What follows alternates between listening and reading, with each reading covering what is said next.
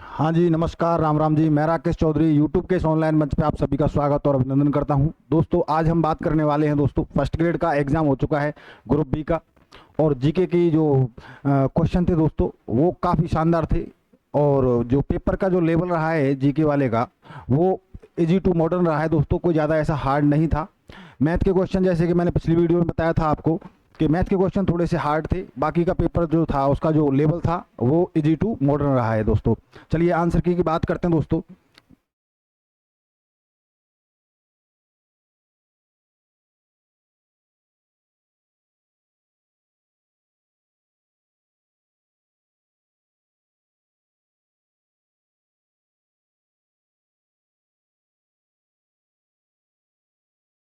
चलिए,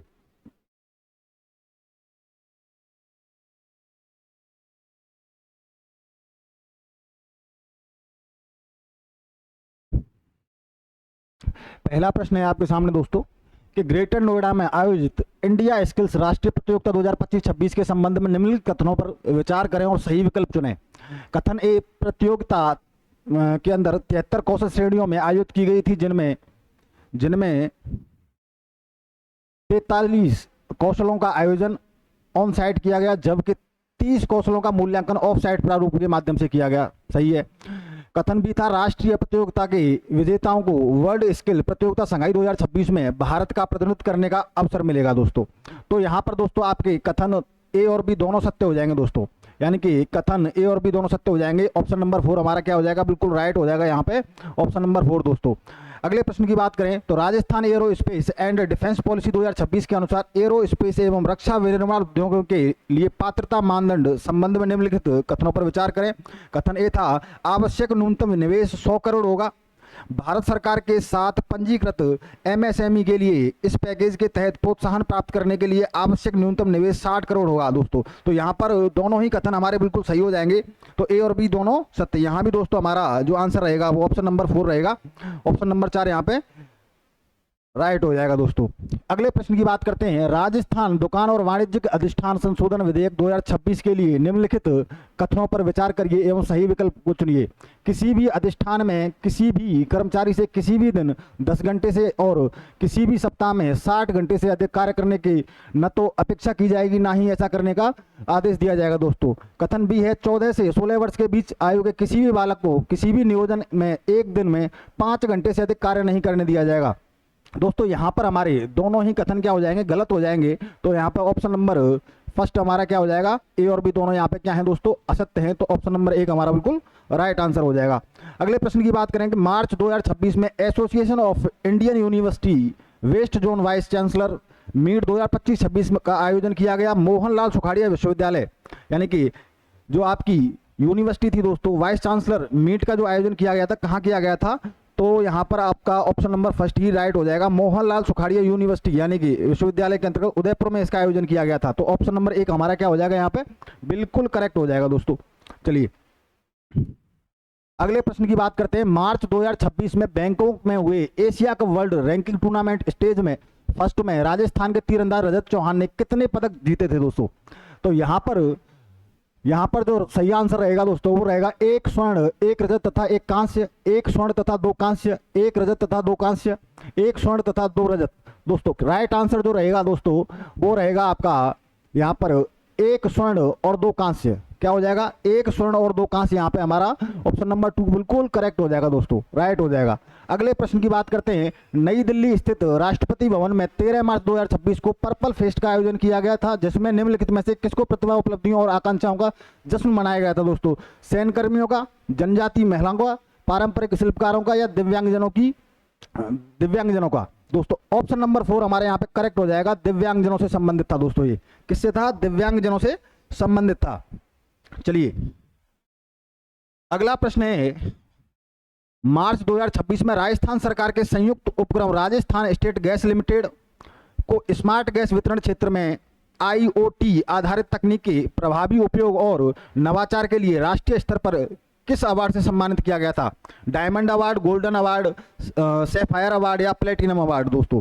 तो किससे सम्मानित किया गया था दोस्तों। यहाँ पर जो राइट आंसर रहेगा वो रहेगा गोल्डन अवार्ड।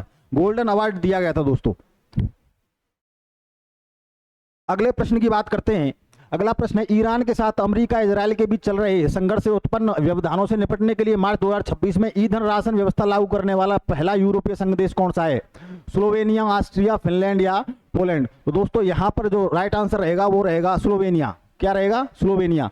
अगले प्रश्न की बात करें, मार्च 2026 में घोषित साहित्य अकादमी पुरस्कार 2025 के संबंध में निम्नलिखित कथनों पर विचार करें। तो कथन ए है, 24 भारतीय भाषाओं में 8 काव्य संग्रह, 6 उपन्यास, 6 लघु कथा संग्रह तथा 2 निबंध, 1 साहित्यिक आलोचना, 1 आत्मकथा और 4 संस्मरणों में ने साहित्य अकादमी पुरस्कार 2025 जीता है दोस्तों। ये हमारा पहला कथन है। दूसरा है, राजस्थानी भाषा में लिखी गई कविता बरखमा को पुरस्कार मिला है। तो यहाँ पर जो राइट आंसर रहने वाला है दोस्तों वो रहेगा आपका कथन, और ए और बी दोनों क्या हो जाएंगे हमारे? बिल्कुल सत्य हो जाएंगे दोस्तों। तो यहाँ पर ऑप्शन नंबर 4 हमारा क्या हो जाएगा? करेक्ट हो जाएगा। ऑप्शन नंबर 4 क्या हो जाएगा? बिल्कुल राइट हो जाएगा। अगला प्रश्न है, वह फिल्म जिसने सर्वश्रेष्ठ डॉक्यूमेंट्री के लिए ऑस्कर अवार्ड 2026 जीता के शीर्षक में निम्नलिखित देशों में से किसके राष्ट्रपति का नाम है दोस्तों? तो आप सभी को पता होगा, ये बहुत चर्चा में रहा है इस समय। तो यहाँ पर हो जाएगा ऑप्शन नंबर 4 राइट आंसर हो जाएगा। जो रूस के राष्ट्रपति हैं दोस्तों पुतिन, उनसे संबंधित थी ये डॉक्यूमेंट्री। चलिए अगले प्रश्न की बात करते हैं।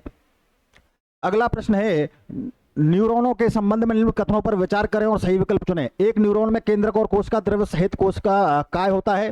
प्राय प्रत्येक न्यूरॉन में एक लंबा प्रवर्ध होता है जिसे एक्सॉन कहते हैं, और बहुत सारे छोटी शाखा वाले प्रवर्ध होते हैं जिन्हें डेंड्राइट्स कहा जाता है दोस्तों। तो यहाँ पर जो राइट आंसर रहने वाला है वो रहेगा आपका कथन ए और बी दोनों क्या हो जाएंगे हमारे? बिल्कुल करेक्ट हो जाएंगे दोस्तों। ये दोनों ही कथन हमारे क्या हैं? सत्य हैं। तो ऑप्शन नंबर 4 हमारा क्या हो जाएगा? बिल्कुल सही हो जाएगा। अगले प्रश्न की बात करें। अगला प्रश्न है, व्हेल, चमगादड़, चीता और मानव अग्रपाद की अस्थियों के पैटर्न में समानता दर्शाते हैं। इस तरह के विकास को क्या कहा जाता है दोस्तों? तो यहाँ पर ऑप्शन है अभिसारी विकास, सह विकास, समांतर विकास या अपसारी विकास। तो इस तरीके का जो विकास होता है दोस्तों वो कहलाता है अपसारी विकास। तो ऑप्शन नंबर 4 हमारा राइट हो जाएगा। बेंजीन C6H6 के एक अणु में मौजूद एकल और द्विबंधों की संख्या क्रमशः क्या होती है दोस्तों? यहाँ पर ये पूछा गया है। तो यहाँ पर जो राइट आंसर रहेगा वो रहेगा ऑप्शन नंबर 3, 9 और 3। कितनी रहती है? 9 और 3। अगले प्रश्न की बात करें तो अगला प्रश्न है कि एक कार्बन प्रतिरोधक पर 4 समाक्ष रंगीन वलयों का एक समूह है। अगर अंतिम बैंड चौथे रंग का सुनहरा है तो प्रतिरोधकों की सहायता यानी कि प्रतिशतता में कितनी रहेगी? तो ऑप्शन है 10, 15, 20 या 5। कितनी रहेगी दोस्तों? तो यहाँ पर जो रहने वाली है वो रहेगी दोस्तों आपकी 5। ऑप्शन नंबर 4 क्या हो जाएगा? करेक्ट हो जाएगा हमारा। यहाँ पर 5 रहेगी दोस्तों इनकी संख्या। अगले प्रश्न की बात करते हैं। राष्ट्रपति निर्वाचन 2022 में संसद के प्रत्येक निर्वाचित सदस्य का मत मूल्य क्या था दोस्तों? बहुत अच्छा प्रश्न है, काफी इजी प्रश्न है दोस्तों। कितना मत मूल्य था यहाँ पे? तो यहाँ पर जो मत मूल्य था वो था ऑप्शन नंबर 1 हमारा बिल्कुल करेक्ट हो जाएगा, 700। राइट आंसर क्या हो जाएगा दोस्तों? 700 था। निम्नांकित में से कौन सा भारत के उच्चतम न्यायालय द्वारा दिए गए विभिन्न निर्णयों में भारत के संविधान के मूल ढांचे की विशेषता के रूप में रेखांकित नहीं किया गया है? मूल ढांचे के रूप में रेखांकित किसे नहीं किया गया है? आपात उपबंध, न्याय तक प्रभावी पहुंच, युक्ति युक्तता, विधि का शासन। तो किसे नहीं किया गया है दोस्तों? तो यहाँ पर जो राइट आंसर हो जाएगा वो रहेगा ऑप्शन नंबर 1, आपात उपबंध। इसको मूल ढांचे में रेखांकित नहीं किया गया है, किसको? आपात उपबंध को। तो ऑप्शन नंबर 1 हमारा राइट हो जाएगा। अगला प्रश्न है, आयुर्वेद के अनुसार त्रिदोष वात पित्त कफ पर स्वाद रस के प्रभाव के संबंध में निम्नलिखित कथनों पर विचार करें, सही विकल्प चुनें। मैंने जो पिछला पेपर सॉल्व करवाया था उसमें बताया था आपको 3 दोष होते हैं, वात पित्त और कफ दोस्तों, उसी से रिलेटेड ये प्रश्न आया है। तो ऑप्शन है कथन ए, मीठा स्वाद मधुर रस कफ पित्त और वात तीनों को बढ़ाता है। कड़वा स्वाद तिक्त रस कफ पित्त और वात तीनों को घटाता है दोस्तों। तो यहाँ पर जो राइट आंसर रहेगा वो रहेगा दोस्तों कथन ए और बी दोनों क्या हो जाएंगे हमारे? असत्य हो जाएंगे दोस्तों। ऑप्शन नंबर 1 हमारा बिल्कुल क्या हो जाएगा? राइट आंसर हो जाएगा दोस्तों। अगला प्रश्न है, भारतीय संविधान के निर्माण के उद्देश्य में प्रस्ताव में निम्नलिखित में से कौन सा एक सम्मिलित नहीं था? भारतीय संविधान का जो उद्देश्य प्रस्ताव था दोस्तों उससे संबंधित है कि इसमें कौन सम्मिलित नहीं था? व्यवसाय की स्वतंत्रता, अन्य पिछड़ा वर्ग के लिए सुरक्षा उपाय, अपशिष्ट शक्तियों के साथ स्वायत्त शासी इकाई, लोकतांत्रिक संघ। क्या होगा इसका दोस्तों राइट आंसर? तो यहाँ पर इसका जो राइट आंसर रहने वाला है वो रहेगा आपका व्यवसाय की स्वतंत्रता। ऑप्शन नंबर 1 हमारा क्या हो जाएगा? बिल्कुल करेक्ट आंसर हो जाएगा दोस्तों। 18वें का जो राइट आंसर रहेगा वो क्या रहेगा? व्यवसाय की स्वतंत्रता। अगला प्रश्न है, पंचायत उपबंध अनुसूचित क्षेत्रों पर विस्तार अधिनियम 1996 के संबंध में निम्नलिखित कथनों पर विचार कीजिए। यह पंचायती राज व्यवस्था का जनजातीय बहुल छठी अनुसूचित क्षेत्रों तक विस्तार करता है। वर्तमान में यह 10 राज्यों में क्रियाशील है। क्या रहेगा दोस्तों इसका राइट आंसर? इसका जो राइट आंसर रहने वाला है दोस्तों वो रहेगा आपका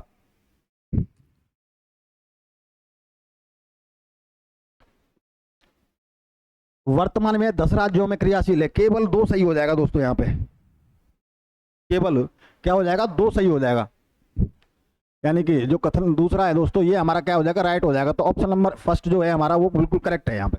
अगला प्रश्न है, भारत की संसद के निम्नलिखित पदाधिकारियों पर विचार कीजिए। लोकसभा अध्यक्ष, लोकसभा के नेता प्रतिपक्ष, राज्यसभा के नेता प्रतिपक्ष, राज्यसभा का उपसभापति।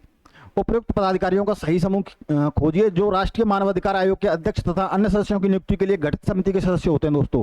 जो हमारा राष्ट्रीय मानवाधिकार आयोग होता है उसकी समिति की यानी कि नियुक्ति में जो योगदान देते हैं दोस्तों वो समिति बनती है। मानवाधिकार आयोग जो गठन होता है उसका, उस समय कौन कौन इसमें भाग लेता है उससे संबंधित ये प्रश्न है।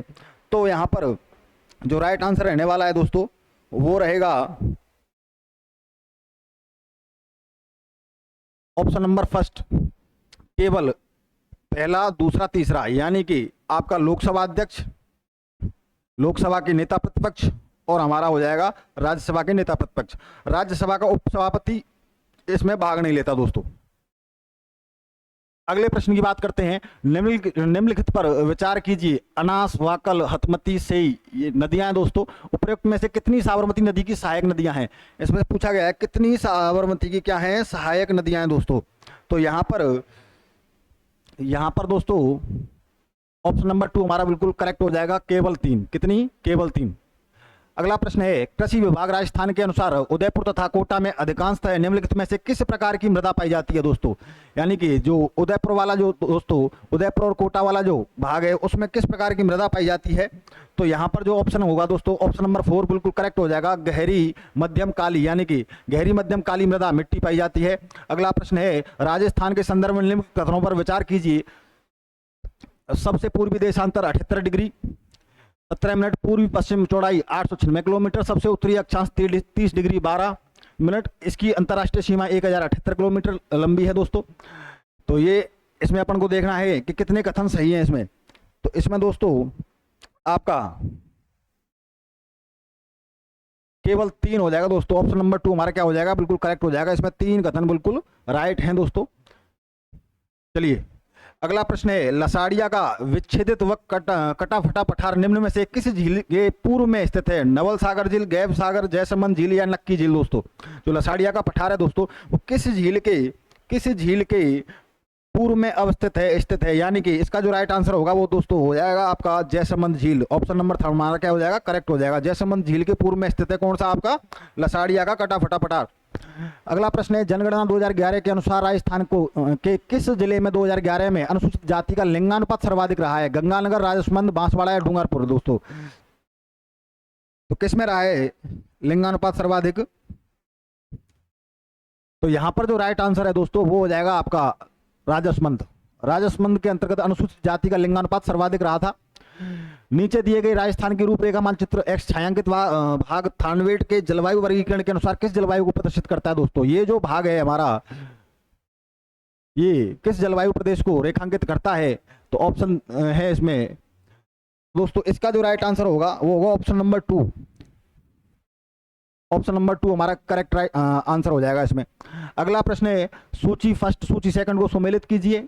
यहाँ पे खनिज दे रखे हैं और यहाँ पे भंडार और उत्पादन क्षेत्र दे रखे हैं दोस्तों। पन्ना, लिग्नाइट, रॉक फॉस्फेट और बेराइट्स। यहाँ इसका जो राइट आंसर रहने वाला है दोस्तों वो रहेगा आपका पहला हो जाएगा दोस्तों। पन्ना जो सर्वाधिक मिलता है वो गम गुरहा से मिलता है। लिग्नाइट की बात करें दोस्तों तो ये आपका राम कमुन्ना, और सी की बात करें तो रॉक फॉस्फेट जो है वो कपूडी जालपा, और बेराइट्स की बात करते हैं तो ये जहीर का खेड़ा। यहाँ से तो पहला जो अपना ऑप्शन है दोस्तों यहाँ ये फर्स्ट वाला जो है अपना वो राइट आंसर हो जाएगा। अगले प्रश्न की बात करें, निम्नलिखित में से कौन सा जिलों का सही समूह जिन्हें दिल्ली वडोदरा ग्रीनफील्ड एक्सप्रेसवे से फायदा होगा दोस्तों? जो हमारा दिल्ली वडोदरा ग्रीनफील्ड एक्सप्रेसवे है दोस्तों उसको फायदा किन जिलों को होने वाला है? राजस्थान के जिले दिए हुए हैं, पाली, नागौर, अजमेर, जालौर, व्यापार, बूंदी, चूरू, जयपुर, सीकर, अजमेर, भरतपुर, दौसा, कोटा, झालावाड़। तो राइट आंसर क्या रहेगा दोस्तों इसका, वो रहेगा भरतपुर, दौसा, कोटा और झालावाड़। इनको सर्वाधिक क्या मिलने वाला दोस्तों, इसका फायदा मिलने वाला है। तो ऑप्शन नंबर 4 हमारा राइट हो जाएगा। पियाजे के नैतिक विकास सिद्धांत के अनुसार जब बच्चे यह समझ जाते हैं कि लोग नियम बनाते हैं और लोग उन्हें बदल सकते हैं, तो नैतिक विकास की यह अवस्था जानी जाती है। नैतिक विकास की यह व्यवस्था जो है वो किसके नाम से जानी जाती है दोस्तों, तो वो जानी जाती है सहयोग की नैतिकता। ऑप्शन नंबर 4 क्या हो जाएगा दोस्तों, हमारे यहाँ पे करेक्ट हो जाएगा। सहयोग की नैतिकता के आधार पे इसको जाना जाता है। राजस्थान में वर्ष 2022-23 में चावल का सर्वाधिक उत्पादन करने वाला जिला कौन सा था दोस्तों। सर्वाधिक चावल का जो उत्पादन किया गया था दोस्तों, वो किया गया था आपके ऑप्शन नंबर 2 हमारा करेक्ट हो जाएगा, बूंदी के द्वारा। बूंदी में सर्वाधिक चावल का उत्पादन हुआ था वर्ष 2022-23 के अंतर्गत। अगले प्रश्न की बात करें तो बीकानेर, नागौर, पेट्रोलिफेरस बेसिन में निम्नलिखित में से कौन सा जिला सम्मिलित नहीं है दोस्तों। ऑप्शन है हनुमानगढ़, गंगानगर, चूरू या सीकर। तो दोस्तों इसका जो राइट आंसर होगा वो होगा आपका सीकर। कौन सा सम्मिलित नहीं है, तो सीकर जिला जो है वो इसमें सम्मिलित नहीं है। अगले प्रश्न की बात करते हैं। अगला प्रश्न है पियाजे के अधिगम के संज्ञानात्मक उपागम के अनुसार संज्ञानात्मक प्रक्रियाओं से संबंधित निम्नलिखित शब्दों को उनके अर्थ से सुमेलित कीजिए दोस्तों। अर्थ से सुमेलित करना है।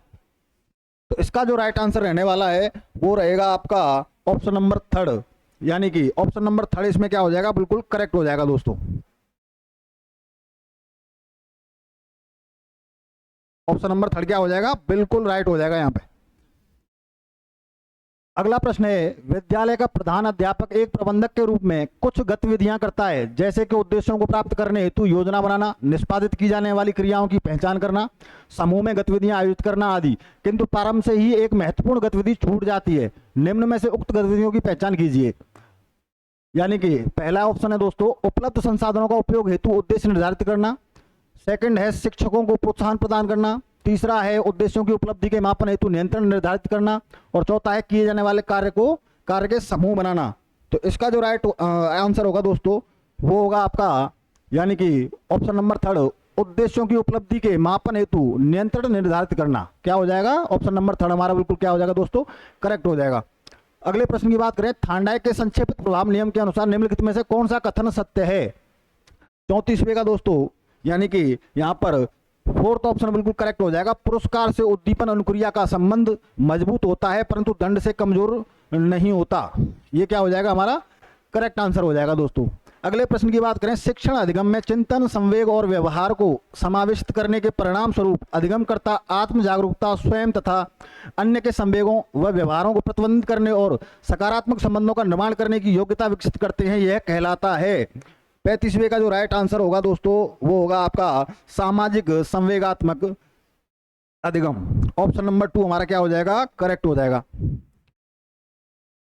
अगला प्रश्न है शैक्षिक संस्थानों के निम्नलिखित गठनों को संपूर्ण गुणवत्ता प्रबंधन के आधार के साथ सम्मिलित कीजिए। अंतर्वैयक्तिक संबंध, पाठ्यक्रम, कार्मिक, नवाचार दोस्तों। इसका 36वें का जो राइट आंसर होगा वो होगा ऑप्शन नंबर 2। क्या हो जाएगा, ऑप्शन नंबर 2 हमारा बिल्कुल करेक्ट आंसर हो जाएगा यहाँ पे। चलिए अगला प्रश्न है माध्यमिक शिक्षा बोर्ड राजस्थान की संगठनात्मक संरचना के संबंध में निम्नलिखित कथनों में से कौन सा कथन सही नहीं है। कौन सा सही नहीं पूछा है दोस्तों। तो कुछ सदस्यों को विधानसभा अध्यक्ष द्वारा मनोनीत किया जाता है, कुछ सदस्यों को राज्य सरकार द्वारा मनोनीत किया जाता है, बोर्ड के सचिव की नियुक्ति अध्यक्ष द्वारा की जाती है, बोर्ड के अध्यक्ष को राज्य सरकार द्वारा मनोनीत किया जाता है। तो 37वें का जो राइट आंसर रहने वाला है दोस्तों वो है ऑप्शन नंबर 3, यानी कि बोर्ड के सचिव की नियुक्ति अध्यक्ष द्वारा की जाती है। ऑप्शन नंबर 3 क्या हो जाएगा, बिल्कुल करेक्ट हो जाएगा यहाँ पे। अगला प्रश्न है निम्नलिखित में से कौन सा कथन आरटीई अधिनियम 2009 के अंतर्गत कक्षा 6 से 8 के लिए प्रतिमान एवं मानकों के संबंध में असत्य है दोस्तों। 38वें क्वेश्चन की बात करें तो ऑप्शन नंबर फर्स्ट ही हमारा क्या हो जाता है, बिल्कुल करेक्ट हो जाता है। प्रत्येक विद्यालय में एक पुस्तकालय और एक विज्ञान प्रयोगशाला होना अनिवार्य है दोस्तों। तो 38वें का हमारा पहला क्या हो जाएगा, फर्स्ट जो है वो राइट आंसर हो जाएगा। 39वें क्वेश्चन की बात करें तो RSCERT के आंकड़ा प्रकोष्ठ के संबंध में निम्नलिखित में से कौन से उसके उद्देश्य से संबंधित नहीं है दोस्तों। जो हमारा RSCERT है दोस्तों उससे संबंधित कौन सा नहीं है इसमें। तो 39वें क्वेश्चन की बात करें तो राइट जो आंसर है दोस्तों वो हो जाएगा हमारा पहला, यानी कि आंकलन पर प्रशासकों की क्षमता बढ़ाना, यानी कि आंकलन पर प्रशासकों की क्षमता बढ़ाना क्या हो जाएगा, हमारा पहला ही करेक्ट आंसर हो जाएगा। 40वें क्वेश्चन की बात करें तो NEP 2020 के अनुसार सामाजिक आर्थिक रूप से वंचित छात्रों की अधिक संख्या वाले क्षेत्रों के विद्यालयों में छात्र शिक्षक अनुपात कितना सुनिश्चित किया गया है दोस्तों। छात्र शिक्षक अनुपात जो है वो कितना सुनिश्चित किया गया है, तो दोस्तों यहाँ पर हो जाएगा ऑप्शन नंबर फर्स्ट हमारा बिल्कुल करेक्ट हो जाएगा, 25:1 होना चाहिए दोस्तों। तो छात्र और शिक्षक का जो अनुपात है विद्यालय के अंतर्गत कितना होना चाहिए, तो 25:1 होना चाहिए यहाँ पे। अगले प्रश्न की बात करते हैं, निम्नलिखित में से कौन से कथन सही हैं, तो विनायक दामोदर सावरकर ने लंदन में अभिनव भारत की स्थापना की थी। बी है दोस्तों, भगत सिंह एवं बटुकेश्वर दत्त ने अप्रैल 1929 को केंद्रीय विधानसभा में बम फेंका था। और सी है हमारा 23 दिसंबर 1912 को भारत के गवर्नर जनरल लॉर्ड हार्डिंग के जुलूस पर बम फेंकने की योजना चंद्रशेखर आजाद ने बनाई थी। कौन सा इसका राइट आंसर होगा दोस्तों, इसका जो राइट आंसर होगा दोस्तों वो होगा आपका ऑप्शन नंबर फर्स्ट, यानी कि ए और बी दोनों हमारे क्या हो जाएंगे, करेक्ट हो जाएंगे। तो यहाँ पर ऑप्शन नंबर जो फर्स्ट है दोस्तों वो हमारा राइट आंसर हो जाएगा। अगले प्रश्न की बात करें, 42वें क्वेश्चन की बात करते हैं। 1857 के विद्रोह के दौरान ईस्ट इंडिया कंपनी के राजनीतिक एजेंट साइमन फ्रेजर की हत्या के विद्रोही सैनिकों द्वारा कर दी गई थी। उस समय वे राजनीतिक एजेंट के रूप में किस स्थान पर तैनात थे, दिल्ली, कानपुर, बरेली या मेरठ दोस्तों। तो यहाँ पर जो राइट आंसर होगा वो होगा दिल्ली। ऑप्शन नंबर फर्स्ट क्या हो जाएगा, बिल्कुल करेक्ट आंसर हो जाएगा यहाँ पे। अगले प्रश्न की बात करते हैं, कांग्रेस के कार्यकारिणी समिति ने फरवरी 1922 में किस स्थान पर असहयोग आंदोलन को वापस लिया था दोस्तों। तो आप सभी को पता है बारदोली के अंतर्गत ये आंदोलन क्या लिया गया था, वापस लिया गया था। ऑप्शन नंबर थर्ड हमारा क्या हो जाएगा, बिल्कुल सही हो जाएगा दोस्तों, करेक्ट हो जाएगा। अगले प्रश्न की बात करते हैं, निम्न कथनों में से कौन से कथन सही हैं। मौलाना आजाद की अध्यक्षता में 1919 में दिल्ली में अखिल भारतीय खिलाफत सम्मेलन हुआ था। बी है, महात्मा गांधी ने मई 1942 में हरिजन समाचार पत्र लिखा कि भारत को भगवान के भरोसे छोड़ दो। वल्लभ भाई पटेल 1939 में कांग्रेस द्वारा नियोजित राष्ट्रीय योजना समिति के अध्यक्ष थे। और 1936 में फैजपुर कांग्रेस अधिवेशन के जवाहरलाल नेहरू ने अध्यक्षता की थी दोस्तों। तो इसका जो राइट आंसर रहेगा दोस्तों 44 में का वो रहेगा ऑप्शन नंबर बी और डी हमारे बिल्कुल करेक्ट हो जाएंगे दोस्तों। यानी कि महात्मा गांधी ने 1942 में हरिजन समाचार पत्र को लिखा, भारत को भगवान के भरोसे छोड़ दो। और 1936 में फैजपुर कांग्रेस अधिवेशन की अध्यक्षता जो है वो जवाहरलाल नेहरू के द्वारा की गई थी। 45वां प्रश्न है, निम्नलिखित समाचार पत्रों पर विचार कीजिए।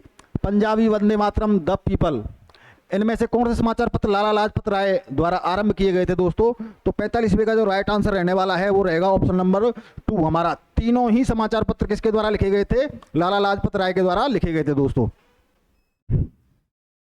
अगला प्रश्न है, उत्तराधिकार युद्ध के दौरान किस मुगल शहजादे ने मेवाड़ के राणा राज सिंह की सहायता मांगी थी दोस्तों। तो यहां पर जो राइट आंसर रहने वाला है वो रहेगा दोस्तों औरंगजेब और दारा शिकोह दोनों ही थे। तो हमारा ए और बी यानी कि ऑप्शन नंबर 4 हमारा बिल्कुल करेक्ट हो जाएगा यहाँ पे। चंद्रसेन ने मुगलों से निम्नलिखित में से कौन सी लड़ाइयां लड़ी थी दोस्तों। चंद्रसेन ने मुगलों से कौन कौन सी लड़ाइयां लड़ी थी, कंसारों की पोल, रामपोल, दत्ताड़ी, कौन कौन से युद्ध में भाग लिया था। तो यहाँ पर ए और बी हमारे दोनों करेक्ट हो जाएंगे दोस्तों, यानी कि कंसारों की पोल और रामपोल ये दोनों ही युद्ध किसके द्वारा लड़े गए थे, चंद्रसेन के द्वारा मुगलों से। 48वें प्रश्न की बात करते हैं, पुरातात्विक स्थल दिए गए हैं और उनकी संरचना दी गई है दोस्तों, आहड़, कालीबंगा, बैराठ और गणेश्वर। 48वें का जो राइट आंसर रहेगा दोस्तों वो रहेगा option number first. Option number first हमारा क्या हो जाएगा, बिल्कुल करेक्ट हो जाएगा। 49वें की बात करें, ग्वालियर प्रशस्ति में किस राजा की नारायण की उपाधि मलेच्छों का दमन करने की द्योतक मानी गई है दोस्तों, मलेच्छों की द्योतक मानी गई है। तो यहाँ पर जो राइट आंसर रहेगा वो होगा आपका नागभट्ट। क्या हो जाएगा, ऑप्शन नंबर 2 हमारा बिल्कुल करेक्ट हो जाएगा, नागभट्ट प्रथम। ये कौन सा था, नागभट्ट प्रथम था दोस्तों, नागभट्ट प्रथम इसका राइट आंसर हो जाएगा। अगला प्रश्न है, असहयोग आंदोलन के राजनीतिक प्रभावों से 1921 में शेखावाटी में किस संगठन ने जनसंघर्ष का आरंभ किया था। चढ़ावा सेवा समिति, अखिल भारतीय जाट महासभा, सीकर सार्वजनिक समिति, अखिल भारतीय मारवाड़ी व्यापारी संघ दोस्तों। 50वें का जो राइट आंसर रहेगा वो रहेगा चढ़ावा सेवा समिति। ऑप्शन नंबर फर्स्ट हमारा करेक्ट हो जाएगा। अगला प्रश्न है, रामस्नेही संप्रदाय के बारे में कथनों को कौन सा सही है। अबनेवाड़ी का इस संप्रदाय का प्रमुख ग्रंथ है। खेड़ापा सागा के प्रवर्तक संत दरियाब जी थे। इस संप्रदाय में फूलडोल महोत्सव का आयोजन किया जाता है। तो 51 का जो राइट आंसर होएगा दोस्तों ए और सी यहाँ पे करेक्ट हो जाएगा। अणबेवाड़ी संप्रदाय का प्रमुख ग्रंथ है और इस संप्रदाय में फूलडोल महोत्सव का आयोजन किया जाता है। तो यहाँ पर ए और सी यानी कि ऑप्शन नंबर 2 हमारा करेक्ट हो जाएगा। अगले प्रश्न की बात करते हैं, 1857 के विद्रोह के प्रारंभ में पाली और अजमेर व्यापार के मध्य संचार साधनों को खुला रखने में किस शासक की महत्वपूर्ण भूमिका रही थी दोस्तों। तो यहाँ पर जो महत्वपूर्ण भूमिका रही थी वो रही थी आपकी तखत सिंह की। ऑप्शन नंबर 4 क्या हो जाएगा, बिल्कुल करेक्ट हो जाएगा। यहाँ पे तखत सिंह की मुख्य भूमिका रही थी। अगला प्रश्न है, राजपूताना मध्य भारत सभा के नागपुर अधिवेशन में कौन सी पत्रिका प्रकाशित की गई थी दोस्तों? तो यहाँ पर जो प्रश्न है इसका जो आंसर होगा वो होगा दोस्तों राजस्थान केसरी। कौन सी हो जाएगी? ऑप्शन नंबर 2 हमारा बिल्कुल करेक्ट हो जाएगा। यहाँ पर राजस्थान केसरी जो पत्रिका है वो प्रकाशित की गई थी।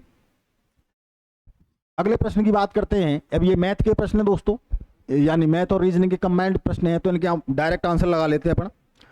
तो 54 की बात करें दोस्तों तो यहाँ पर आपका 129 राइट आंसर हो जाएगा। ऑप्शन नंबर 3 करेक्ट है हमारा। फिर ये अगला प्रश्न है, चित्रकला शैली दी गई है और चित्रकार यानी कलाकार का नाम दिया गया है किशनगढ़, बूंदी, जयपुर और अलवर दोस्तों। तो यहाँ पर जो राइट आंसर होगा वो रहेगा आपका option number first, option number first यानी कि CABD, ये हमारा ऑप्शन नंबर फर्स्ट यहाँ पे करेक्ट हो जाएगा। अगला प्रश्न है, लोक नृत्य के संबंध में कौन से कथन सही है? अग्नि नृत्य जसनाती संप्रदाय का प्रमुख नृत्य है, राई नृत्य भीलों का नृत्य है, वालर नृत्य में मादल एवं थाली की ताल पर गरासिया लोग नृत्य करते हैं।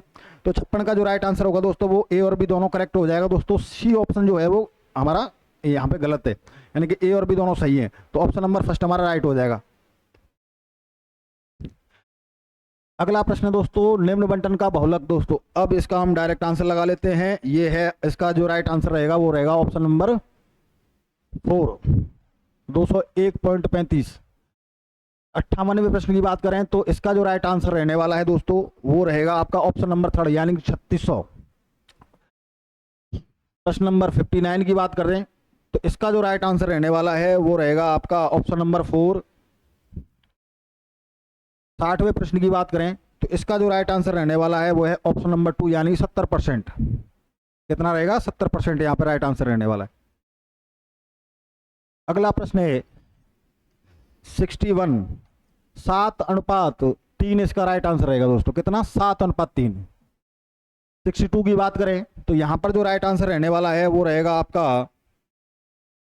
Option number 2, 72.8%। और यहाँ पर 63 की बात करें तो यहाँ पे 1:1 यहाँ पे राइट आंसर रहने वाला है, ऑप्शन नंबर 4। अगले प्रश्न की बात करें तो यहाँ भी आपका ऑप्शन नंबर 4 ही करेक्ट रहने वाला है। ऑप्शन नंबर 4 यहाँ पे क्या हो जाएगा? बिल्कुल राइट हो जाएगा, 64 का 4। अगले प्रश्न की बात करें तो यहाँ पर जो राइट आंसर रहने वाला है वो रहने वाला है ऑप्शन नंबर 3 यानी कि 2। ये हिंदी के कुछ प्रश्न है दोस्तों। ग्राह्य का विलोम शब्द है, ग्राह्य का जो विलोम शब्द है दोस्तों वो हो जाएगा आपका, ग्राह्य का जो विलोम शब्द है वो हो जाएगा त्याज्य। क्या हो जाएगा? त्याज्य यहाँ पर करेक्ट आंसर हो गया। अशुद्ध वाक्य नहीं है, अध्यापक को निवेदन करना चाहता हूँ यह दवा रोग को समूल नष्ट कर देगी, इसी बहाने हमें दर्शन हो गए, उसको काम करने की इच्छा नहीं है दोस्तों। राइट आंसर क्या रहेगा यहाँ पे कि इसी बहाने हमें दर्शन हो गए, इसी बहाने क्या हो गए दोस्तों? हमें दर्शन हो गए, ये राइट हो जाएगा। ये रीजनिंग यानी कि ये बैंकरप्ट के लिए समानार्थक हिंदी शब्द है। बैंकरप्ट आप जानते होंगे, दिवालिया। क्या हो जाएगा? कहते हैं ना कि बैंक करप्ट हो गया, दिवालिया हो गया, तो वही है ये। 69 की बात करें, किस विकल्प में सही संधि विच्छेद है? तो इसका बिना समय खराब किए डायरेक्ट हम आंसर लगाएंगे। तो यहाँ पे प्रत्येक आंसर हो जाएगा, यानी कि ऑप्शन नंबर 3 हमारा क्या है? बिल्कुल करेक्ट हो जाएगा। सो उपसर्ग से निर्मित शब्द नहीं है। 77 की बात करें दोस्तों तो यहाँ पर सुंदर जो है वो आपका राइट आंसर हो जाएगा, ये सो उपसर्ग से संबंधित नहीं है दोस्तों।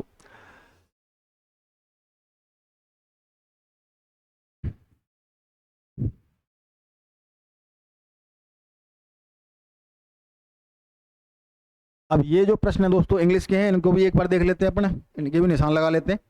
राइट आंसर क्या है इसके? तो 71 की बात करें दोस्तों तो इसका जो राइट आंसर रहने वाला है वो रहेगा आपका ऑप्शन नंबर 3 यानी कि द, जीरो और आर्टिकल।